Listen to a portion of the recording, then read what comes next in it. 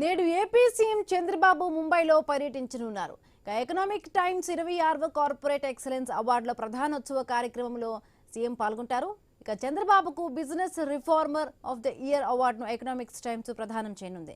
ఈ కార్యక్రమంలో కేంద్ర ఆర్థిక మంత్రి నిర్మలా సీతారామన్ పాల్గొనున్నారు. రైట్, మరి పూర్తి అప్డేట్స్ మా కరెస్పాండెంట్ కాంతి లైవ్ లో అందిస్తారు. కాంతి.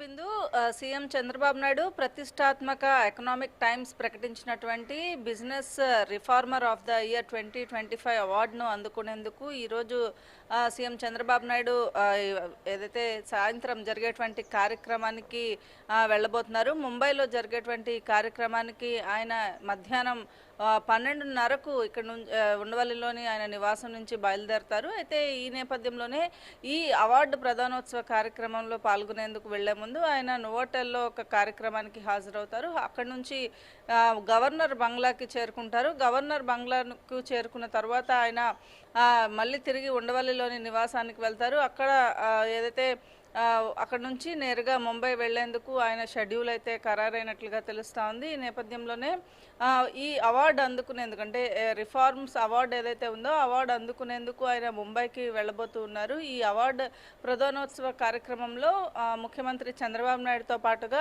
ఆర్థిక మంత్రి నిర్మలా సీతారామన్ కూడా పాల్గొంటారు. అయితే నిర్మలా సీతారామన్ పాల్గొనేటువంటి కార్యక్రమం ఏదైతే ఉందో ఆ కార్యక్రమంలో సీఎం చంద్రబాబు నాయుడు ఈ అవార్డును అందుకోబోతూ ఉన్నారు. అయితే జియో వరల్డ్ కన్వెన్షన్ సెంటర్కు ఆయన సాయంత్రం 5:25 చేరుకుంటారు. రాత్రి 9:50 ముంబై నుంచి తిరుగు ప్రయాణమే ఆయన ఉండవల్లి చేరుకోబోతూ ఉన్నారు. Bindu. Right, thank you Kanthi.